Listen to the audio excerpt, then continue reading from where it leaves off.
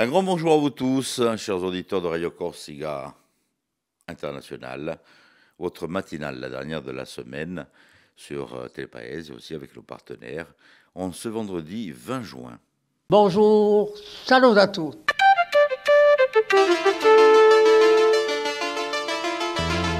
All'ascolto di Radio Corsica Internazionale, prima Radio Corsica. On va tout d'abord souhaiter le traitement de fête à tous les Silvers, en ce vendredi 20 juin. Voilà, on n'est pas loin du week-end, les enfants, ça arrive très très vite, plus que quelques heures pour pouvoir profiter d'un bon week-end ensoleillé. La matinale de Radio Corse International en ce matin avec bien sûr des invités. On va aller faire un petit détour du côté de Noir et Blanc, on va aller faire un petit détour du côté de Ville de Pétrabouille, vous verrez pourquoi. Mais pour le moment, on va se faire un petit point météo avec M. Philippe Cham ainsi que le point information.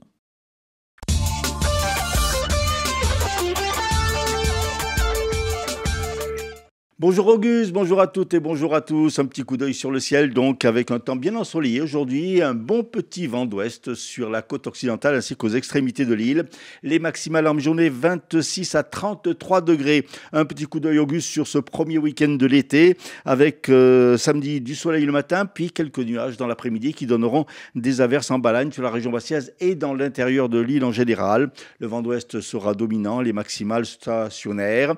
Et puis pour dimanche, le soleil sera bien au rendez-vous, avec toutefois encore des nuages qui vont se développer dans l'après-midi, donnant quelques petites averses, parfois orageuses, notamment dans le centre de l'île. Les maximales de ce dimanche, 26 à 32 degrés.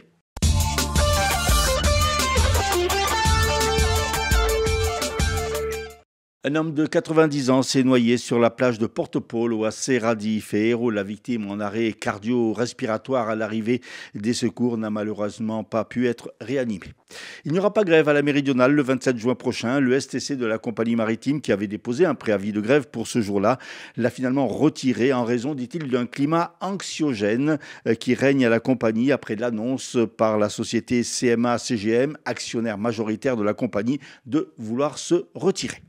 À l'aube de la saison estivale, la direction d'EDF Corse a annoncé hier les mesures prises pour faire face au pic de l'été et donc garantir l'alimentation électrique de l'île. Les maintenances ont été faites sur tous les moyens de production et réseaux en vue d'assurer donc une disponibilité maximale.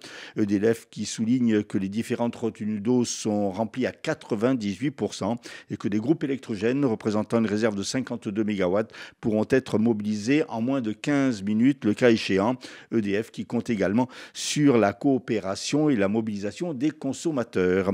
Le Conseil exécutif de Corse a mobilisé quelques 39 millions d'euros au titre de la première individualisation des aides 2025 de soutien au territoire. Sont notamment concernés les travaux du parking Diamant à Ajaccio pour 2 millions d'euros, le théâtre Le Bastia 1,5 million d'euros, le stade Armand Cesari avec 1 million d'euros, la station d'Aise à Bastelica 66 000 euros ou encore un sentier communautaire du Cap Corse, 436 000 euros pour valoriser une boucle mer-montagne et promouvoir un tourisme durable. Malgré un contexte budgétaire contraint, le Conseil exécutif de Corse souligne maintenir un fort niveau d'investissement pour soutenir les projets des territoires, soit plus de 700 opérations. Ce jeudi, sur la place Saint-Nicolas, s'est déroulée la 24e édition du championnat scolaire d'échecs de Haute-Corse. Cette grand-messe des échecs a rassemblé près de 2000 enfants de 26 écoles du département. Ont été sacrés champions de Haute-Corse en catégorie cours élémentaire 1, Bastia Scolagorse, en CE2 Bastia Venturi, en CM1 Bastia Charpac et en CM2 également Bastia Charpac. Et puis ce samedi, Auguste, à 17h, à l'appel de l'association Arcougor Sica, se déroulera à Bastia la Marche des Fiertés 2025, un rassemblement revendiqué comme politique et solidaire, avec pour mot d'ordre refuser l'effacement, dénoncer les violences, célébrer les identités queer.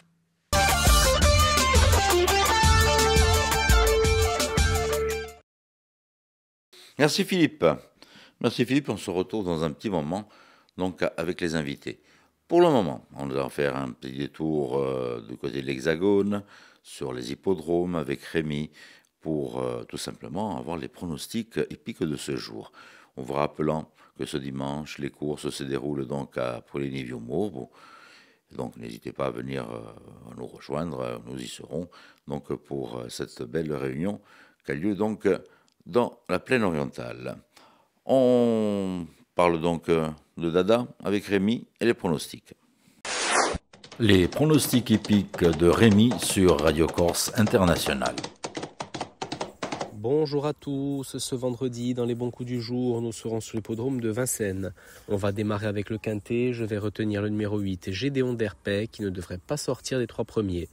Passons à la première course où le 14, Cash Quick, devrait lutter pour la victoire, tout comme à la 5e, le numéro 14, Lugano de Loup. Bon jeu à tous. Voilà, notez le rendez-vous de ce week-end à Prunelli. L'horoscope de notre cher Paxi.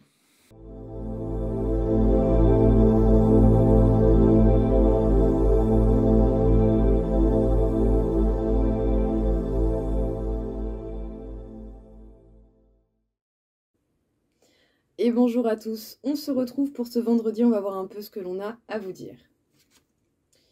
Les béliers, ça sent l'amour. Si c'est déjà le cas dans votre vie, vous allez vous sentir bien avec votre partenaire. Sinon, pour d'autres, vous pouvez faire une très belle rencontre aujourd'hui. Ça va être vraiment, apparemment, très beau, très bien. Tant mieux. Les taureaux, vous allez avoir des communications qui vont vous permettre de vous projeter plus loin que ce que vous avez déjà fait jusqu'à présent. En tout cas, vous pouvez avoir des perspectives beaucoup plus grandes.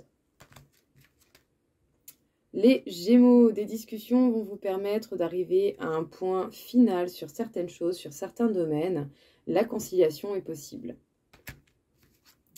Les cancers, il va y avoir du changement à mettre en place au niveau professionnel, que ce soit dans un emploi déjà existant ou dans le but peut-être d'apporter des changements tout court dans le domaine professionnel. En tout cas, observez bien et voyez ce que vous voulez faire.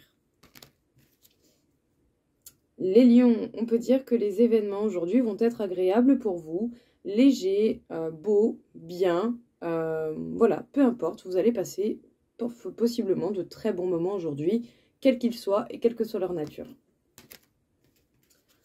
Les vierges, vous allez vous sentir en insécurité aujourd'hui, peut-être qu'il y a du changement dans l'air et ça peut être perturbant. Laissez le temps faire et par la suite vous pourrez vous rééquilibrer.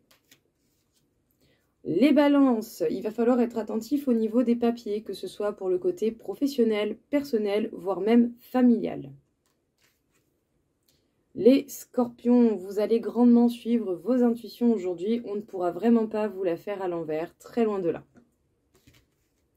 Les sagittaires, vous allez réfléchir profondément à votre évolution possible, à ce que vous voulez mettre en place.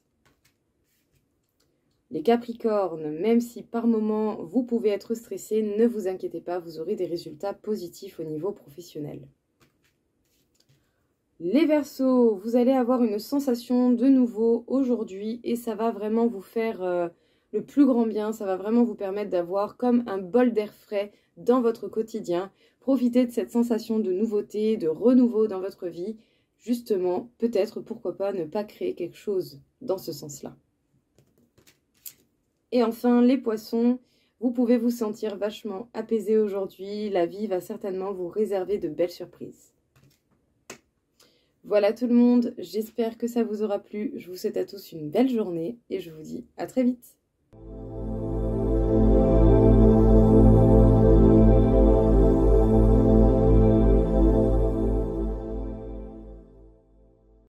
À Vesta Baisana, qui va se dérouler à la ville de Petrabugno, nos invités au programme donc dans cette matinale. Nos invités aujourd'hui, Michael Simoni et Fabrice Martinetti, membres de l'association Festiville, à l'occasion d'une grande fête qui va avoir lieu le 28 juin.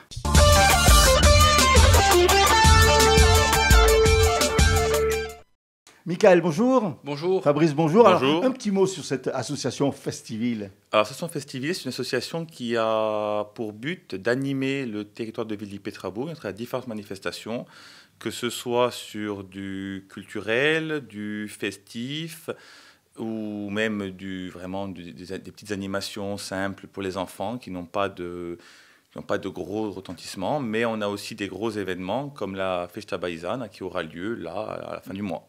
Alors, cette association, elle a été créée il y a longtemps. Vous êtes assez dynamique. Alors, cette association qui, à l'origine, est très ancienne, puisqu'elle a une vingtaine d'années.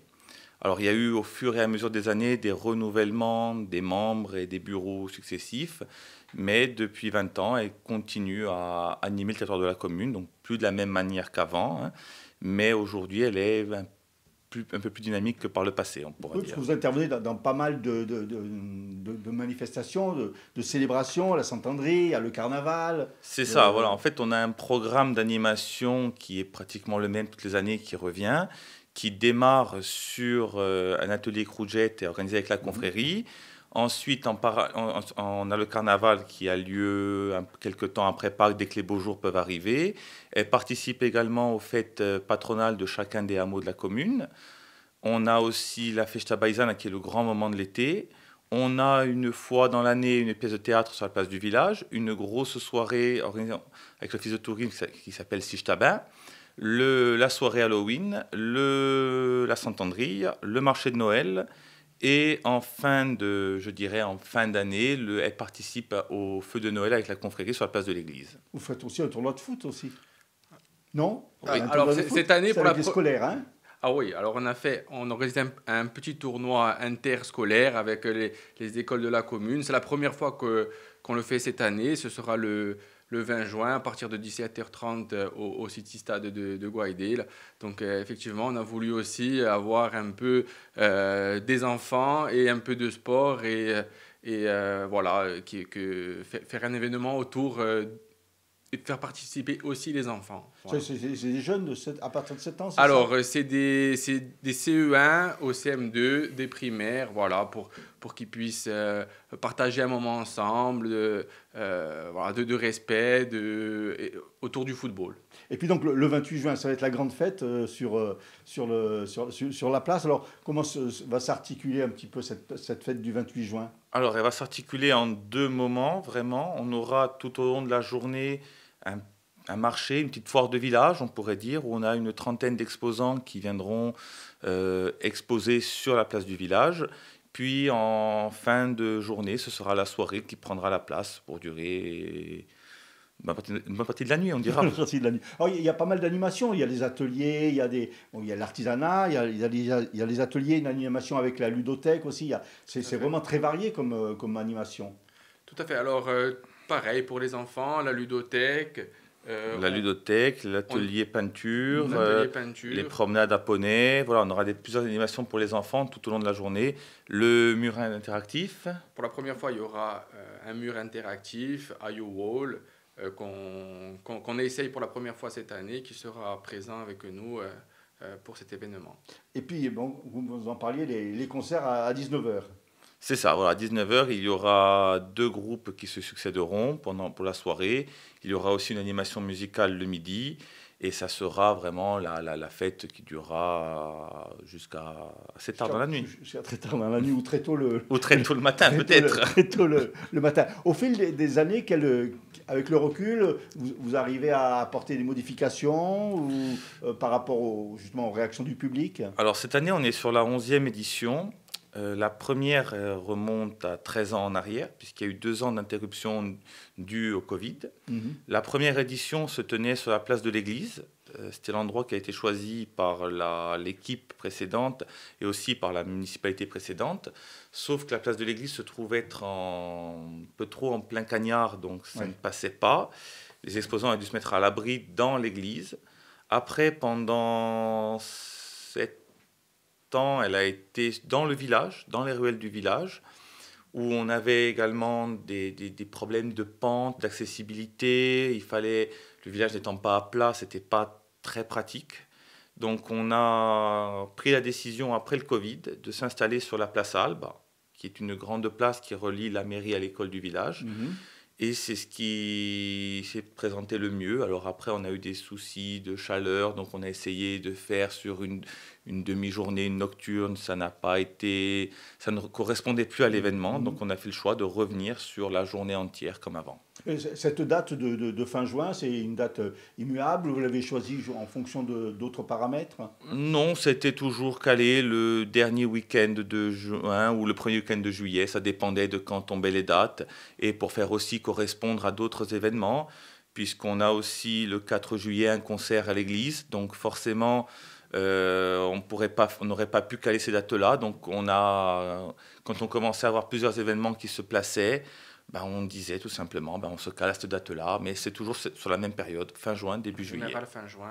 En général, dernier week-end de juin, c'est ça. Au 1er de juillet, ça dépend des événements. Juillet, Alors, vous parlez du concert du 4 juillet, il y a aussi un autre événement le 2 août, c'est ça? Il y aura un autre événement le 2 août qui est organisé en partenariat avec l'Office de tourisme intercommunal, qui sera l'événement Sichtaba Paez, et donc qui sera juste la grosse soirée en fait. Voilà, on n'aura pas d'exposants durant la journée. On y aura de quoi boire, de quoi manger, de quoi s'amuser. Donc, on vous attend nombreux aussi. Nos invités, Michael Simoni et Fabrice Martinet, qui sont membres de l'association Festiville à Ville di Pietrabugne. Alors, il y a cette grande fête du 28 juin, mais il y a aussi, on en parlait un petit peu, on l'a esquissé tout à l'heure. On l'a un peu esquissé. Il y aura un concert du groupe Tempus Fugit à l'église Sainte-Lucie le 4 juillet. Il y aura également un concert le 29 juin d'un groupe de gospel, donc le lendemain de la Festa Baïsa, donc il faudra être en forme, puisque ce sera un concert caritatif pour lutter contre le cancer du sein. Et on en aura un autre le 8 juillet également à l'église Sainte-Lucie, toujours. Et on aura aussi une pièce de théâtre, à Maschera, qui se tiendra le 7 juillet sur la place d'Alba. Vous êtes une association très dynamique en fait. Voilà, ça c'est juste le programme de l'été. Après, il y aura l'automne. Après, il y aura l'automne. On aura l'occasion d'en reparler si vous le voulez bien. Voilà, merci beaucoup. Merci à vous.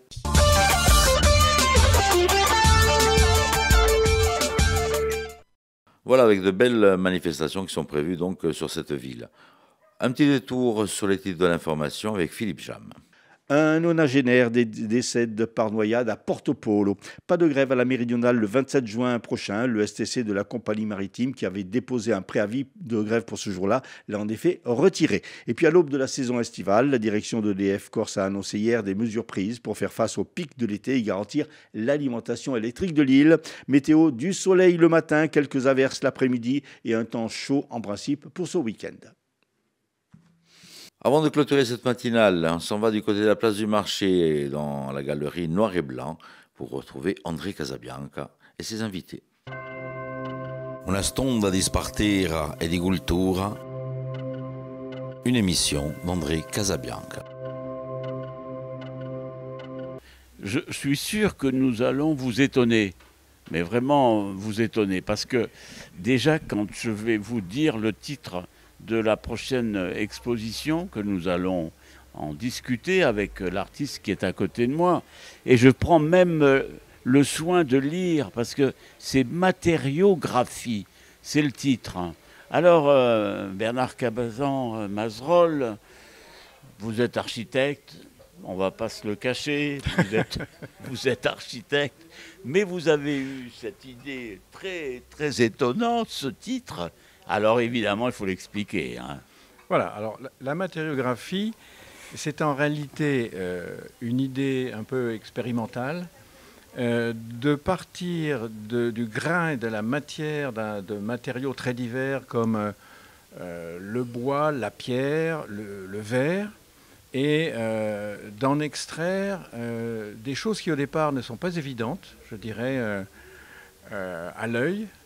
Mais grâce à un travail en post-production, je dirais informatique, on obtient un deuxième stade de créativité. C'est-à-dire que la photo traditionnelle, qui est habituellement la photo de rue, en ce qui me concerne, ne me permettait pas d'avoir ce rebond, je dirais.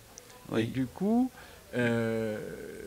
comme j'étais un petit peu sevré, pas de rue, à Bastia, il y a toutes les rues qu'il faut, mais disons qu'en hiver, vers 19h, j'avais déjà moins de comédiens pour m'aider à faire de la photo de rue comme à Paris, je dirais. Alors, je me suis donc tourné par hasard, finalement, vers ce que pouvait donner de simples veines dans une pierre. Et partant de ça, alors la première fois, j'étais sur la jetée nord et je regardais partir un bateau en désespoir de cause parce que j'avais personne qui était à côté de moi, il n'y avait personne pour faire le décor, il n'y avait rien. Et là, je me penche et je vois sur le parapet une sorte de nageur dans les veines de la pierre. Je vois ça, mais je dis tiens, pourquoi pas. Alors je photographie. Et puis arrivé à la maison, ça donne absolument rien. Oui. Et ça me donne l'idée de départ qui fait qu'après, je ne regardais plus les gens dans la rue. Je commençais à à regarder un petit peu de façon bizarre pour ceux qui me regardaient d'ailleurs. Les pieds de mur, le sol, c'est-à-dire que j'avançais comme un petit robot comme ça, pas à pas. Alors ces observations vous amènent au-delà de la technique quand même, parce que quelque part ça vous amène une réflexion, une envie de communiquer peut-être autrement ce que vous voyez. Enfin... Ah, complètement. C'est-à-dire qu'au départ, si je vois quelque chose qui dit « tiens, ça pourrait être intéressant, je vais le traiter », je peux être surpris par la suite. C'est-à-dire que ce qu'on n'aura pas en photo de rue, puisque ce que vous avez vu, vous voulez le restituer tel que vous l'avez vu, parce que là, vous pouvez partir sur un traitement qui s'interrompt au milieu du traitement, au milieu du passage en numérique, parce que le déplacement d'un curseur vous donne une scène totalement différente. Et là, vous rebondissez, vous allez exploiter et donner complètement autre chose, alors que vous voyez un animal, tout d'un coup, ça devient un paysage ou quelque chose où on part dans... C'est une deuxième dimension, troisième dimension, je ne sais pas, c'est tout à fait autre chose. C'est tout à fait vrai ce que vous dites, parce que vous expliquez fort bien déjà votre travail, mais au-delà de ça, vous avez montré tout à l'heure, je ne sais pas si on peut dire peinture, hein, on ne peut pas trop le dire, mais enfin, disons une image très colorée, impressionniste, et vous m'avez dit, ça c'est la rue Campinky. Alors ça, c'est quand même costaud. C'est-à-dire qu'il y a vraiment, on a l'impression que ça peut être Monet ou enfin un paysage, comme je l'ai dit, impressionniste. Mais non, c'est qu'on ne se trompe pas quand même. Hein. Non. C'est la rue Campinky. Parce que si quelqu'un s'est égaré, si vous montrez votre tableau, jamais il retrouvera sa maison. Ça c'est tout à fait exact. Bon, mais c'est vrai, vous avez je raison. Plaisante. Hein. Non, mais c'est ça. Oui. On ne va pas encore voler les murs parce qu'il n'y a pas la signature de Monet dessus. ça va. Non, on va se rassurer. Oui. Mais effectivement, j'aime bien l'idée. Il y a une passerelle entre cette photo et les toiles peintes que l'on trouve habituellement dans la galerie. C'est un peu quand même l'idée de départ, cette espèce d'hommage à la peinture. Il faut bien le connaître. Hein. Et le fait est que dans l'imaginaire du traitement informatique, il y a toujours ce que l'on sait, ce que l'on connaît des peintres que l'on a déjà vus exposés dans les musées. On parlait de Monet tout à l'heure, bien sûr que tout ça, il y a un sous-jacent culturel, forcément. On est influencé toujours, bien sûr. Mais on essaye de mettre un peu de poésie dans les murs, si je puis dire. Voilà. Et il y a un travail également sur la lumière, parce que c'est important, évidemment, c'est le b.a.-ba de la peinture, bon, quelle que soit même la photo, voilà, évidemment. Et c'est ça que vous travaillez aussi. Je suis sûr que vous travaillez sur la lumière. Ah, totalement. Il y a une importance capitale dans la transparence qu'on peut avoir de certains supports qui, au départ, paraissent un peu bouchés. Et c'est vrai que pour certaines photos, pas toutes, hein, mais certaines photos permettent d'obtenir quelque chose de très lumineux. C'est vrai qu'au départ, on ne l'aurait pas imaginé, mais bon, ça c'est un peu la magie du numérique. On essaye plusieurs possibilités. C'est pas de l'intelligence artificielle, elle n'y est pas du tout. Elle pourrait y être avec énormément de propositions, mais c'est un peu le choix arbitraire du poète qui, le soir, devant son écran, se dit tiens, c'est chouette comme ça. Qui le matin dit non, c'est pas chouette du tout, on recommence. Et voilà, ça donne ça, quelquefois, des envolées de transparence. Oui, je suis d'accord. Je suis sûr qu'on a aiguisé votre curiosité et que vous allez courir pour venir voir l'expo de Bernard Casaban Mazerolles. Voilà. Merci. Una stonda di spartira e di cultura, une émission d'André Casabianca. La galerie Noir et Blanc, à votre grand étonnement, j'en suis sûr, va présenter plusieurs artistes, mais il y a des points communs, bien entendu, entre eux. Et alors cette nouvelle exposition, va se dérouler jusqu'au 30 juin. Voilà. Alors je ne vous en dis pas plus, parce qu'à côté de moi, j'ai Nicole Guidi qui justement expose ces tableaux. C'est pas la première fois que vous venez à la galerie Noir et Blanc, mais c'est presque ça. J'ai lu un peu, évidemment, votre parcours et vous êtes originaire du Cap Corse, mais vous vivez et travaillez à Marseille. D'ailleurs, le titre de l'expo, c'est Corsica Diaspora. Donc, c'est parfait, vous êtes totalement dans le planning de l'exposition. Voilà. Alors, qu'est-ce que vous présentez? Est-ce que ce sont de nouvelles choses? Enfin, voilà. Alors, c'est une sélection sur une dizaine d'années. C'est vrai que je travaille depuis un moment avec la Galerie de Noir et Blanc, mais dans le cadre d'expositions collectives. Et là, c'est ma première exposition personnelle. Voilà. Donc, c'est une sélection sur 10 années d'encre et d'aquarelle, essentiellement sur papier, des œuvres essentiellement sur papier. Que l'on verra tout à l'heure, voilà. Mais c'est donc un travail que vous menez depuis pas mal de temps. Ah oui, oui, oui. Et sur ce même technique, la même technique Non, j'ai travaillé aussi sur toile, à l'huile sur toile. Mais là, depuis 10 ans, essentiellement sur papier. J'adore la matérialité du papier et le travail à l'encre et l'eau. Oui. Le rapport à l'eau, la dilution de la couleur sur le papier. Et votre rapport avec la Corse, c'est-à-dire avec le Cap Corse? Parce que quand je vois vos tableaux, il y a vraiment, c'est très dense, il y a une poésie folle, totale. Donc il y a une correspondance avec le Cap Corse? Alors je travaille uniquement d'imaginaire. Je ne travaille jamais sur le motif. Mais je pense que je suis nourrie d'un rapport à la nature intime et qui ressort presque malgré moi, comme une réminiscence, un écho. Et c'est plutôt quand je regarde la nature, j'adore moi les rochers du Cap Corse. Hein. Et des fois, je suis surprise de retrouver mes dessins inscrits dans la nature. Mais évidemment, la nature est là avant moi et avant ma création. Oui, ça c'est certain. Oui. Mais c'est vrai que quelquefois, le subconscient arrive à des choses extraordinaires, sans qu'on touche à quoi que ce soit d'ailleurs. Voilà. Mais quelle est votre formation? Alors j'ai une formation d'art plastique et d'art appliqué. J'ai fait des études à Paris et ensuite à Paris également pour le graphiste. Il y a une correspondance entre... Et puis j'ai enseigné les arts appliqués. Ah oui. Oui. Vous êtes totalement dans le sujet, quoi, dans l'exposition. Voilà.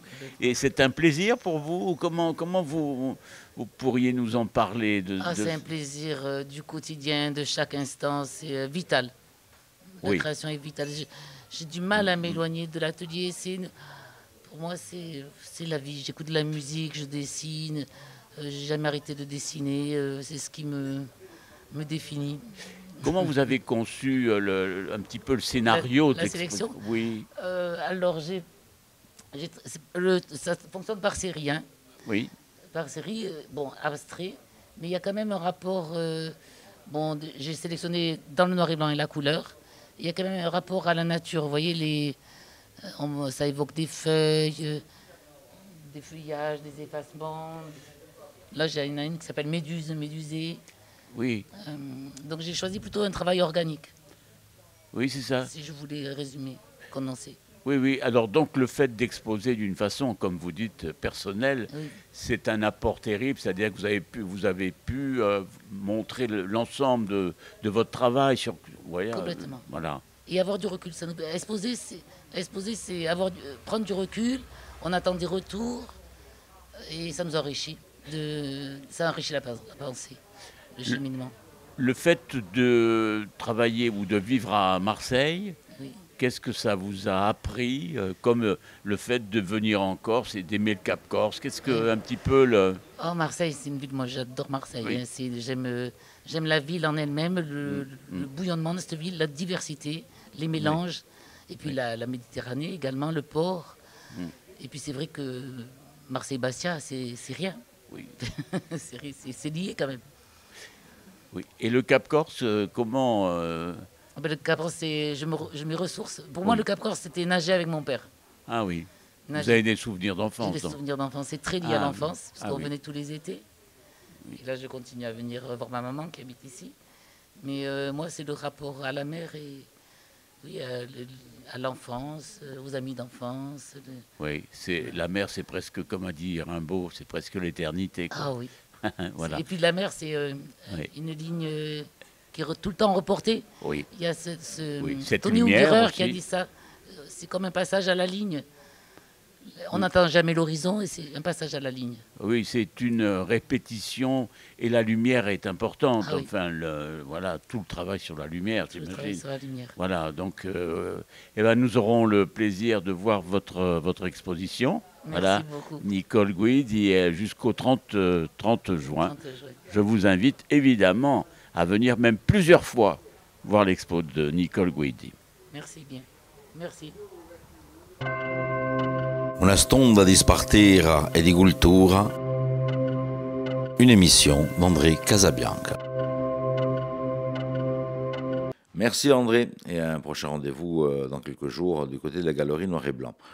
Voilà, vous souhaitez tout d'abord passer une très bonne journée, le week-end qui arrive aussi. On se retrouve lundi matin, même heure, même antenne. N'hésitez pas à aller surfer sur nos sites. Je vous rappelle, rci.websiteradio.co pour avoir la plateforme de Radio Corse International d'RCI, ou bien d'aller surfer sur Télépaèse ou Stampa Paèse, où vous pourrez retrouver l'ensemble des replays de cette matinale. Un bon week-end à vous tous. Je vous souhaite aussi un bon vendredi. Tenez des vourtes et surtout, soyez prudents sur les routes. Bonjour, salut à tous.